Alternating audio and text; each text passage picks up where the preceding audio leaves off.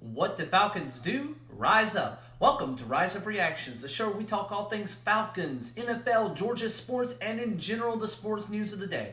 I'm your host, Dr. Lee Denning, lifelong sports fan. Guys, again, I am so incredibly grateful to make it past the 100 subscriber mark. My next goal is 500 by the end of the 2023-2024 season. Please consider liking, subscribing, sharing my videos. It will really help the channel grow. If you haven't already, it costs you nothing. Just hit that little subscribe button, turn on the notification bell so that you get all things Rise Up Reactions. But anyways, moving on, today I just wanted to take a brief moment to talk about the Falcons franchise tag situation. Now, the franchise tag is a 2-week period where we basically can choose to renew an expiring player for more or less an average of the top 5 at that position's salary for one single year. So really this year there's not a lot of great options for the Falcons as far as the franchise tag goes. There are certain prices that you're going to have to pay for those specific positions.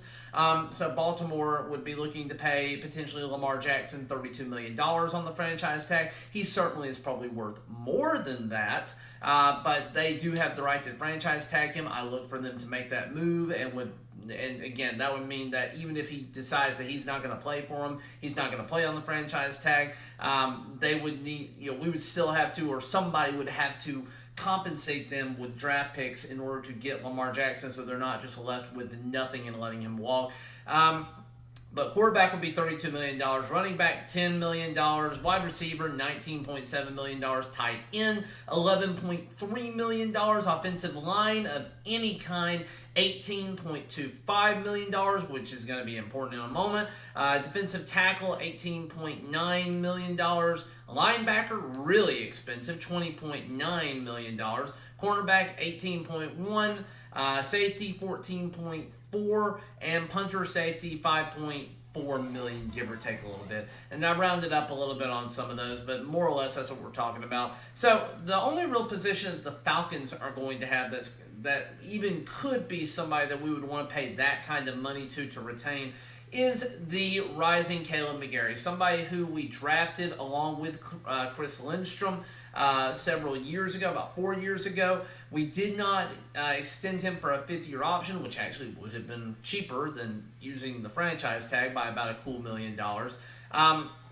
But it's hard for me to justify keeping McGarry. He's had 3 really bad years where he has not been a good lineman, allowed a ton of sacks. But again, we were running a different offense. We had Matt Ryan back there, who obviously has gotten old. Again, I love you, Matt, but he's just not the same player that he once upon a time was.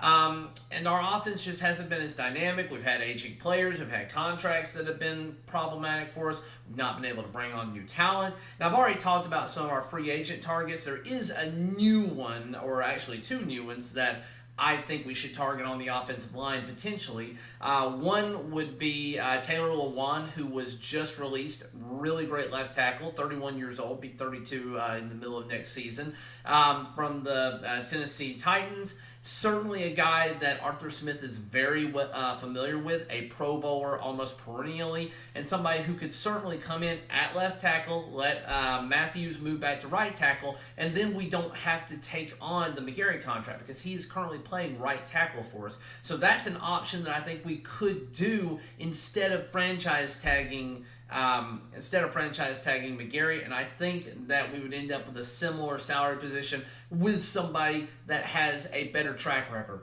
The negative on that is that Matthews and Lewan are probably going to be exiting the NFL at the same time. They're relatively close in age to one another. Lewan probably has 3 to 4 good years left. Matthews has 2 to 3 good years, most likely. I'm not predicting the future. I'm just saying in general. But those are guys that, we certainly could look at. And then, you could look at moving McGarry over to that left guard position if we kept him. That's a really expensive left guard that is unproven at that position, and I'm not really wanting to do that, though. So McGarry would, again, cost us $18.2 million. It would have been $17.3 had we extended him on that 5th-year option. So we just weren't, I guess a lot of us, and myself included, weren't expecting him to have such a good breakout year at that right tackle position. He certainly did not allow nearly as many sacks this year, didn't have nearly as many penalties. He was basically one of the leaders in both sacks allowed and penalties for the position last year. But I do think there are better options out there for the Falcons in free agency should we choose to pursue that. And then also you're looking at the draft. Now, a lot of people are saying we buy the defense, some of these players that may not get tagged. Hopefully, Deron Payne does not get tagged. He's a guy that a lot of people like. Jesse Bates, safety. A lot of people are thinking that he probably is going to get a tag with it only being $14.4 million for Cincinnati to do that. Although he's another player that we certainly would love to have in Atlanta to beef up our safeties. But there's a lot of these guys that you're going to hear about that probably are going to be kept by the teams, the guys that we want to potentially get, but I am certainly not willing to give up draft capital to receive them.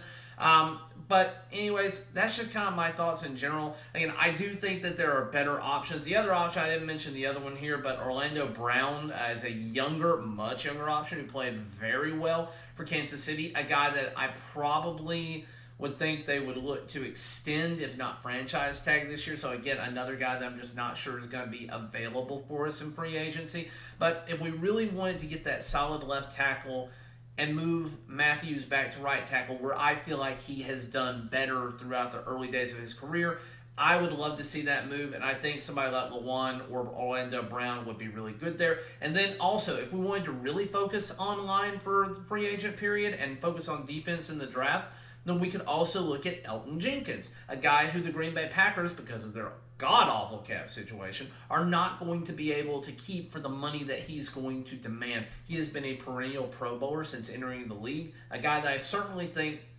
could help beef up that position. And again, we do need a center as well, but I'm not sure the center market is really all that great outside of a handful of guys that I've already mentioned in my previous video. And like I said, if you like it, go back and check it out. It'll be linked at the end of this video. But anyways, guys, that's just my thoughts. Caleb McGarry, 3 bad years and 1 really solid year. Solid year came in a contract year. I am not of the mindset that is going to be the pattern going forward. I'm hopeful that maybe it is if we do decide to franchise tag him, but I do think there are better options out there in free agency. Falcons have the second best cap situation this year. We're going to have even more cap after we eventually do get rid of Marcus Mariota contract. And again, I've already talked about this in detail, but I do think Casey Hayward, not because he's a bad player, but because we could save $5 million by cutting him, I think we could also get rid of his contract. And then between those two getting cut, you have $17 million to pay somebody to come in and be a star player. Not somebody who's too old and you worry about injuries. Not somebody who's just going to be a backup and is kind of not really a team player when push comes to shove. So that's just my thoughts, guys. Let me know what you think down in the comments below. Thank you for everybody that has subscribed. If you have not already done so, please, again, hit that button down at the bottom. It really helps the channel grow. But thank you guys for watching. And as always, rise up.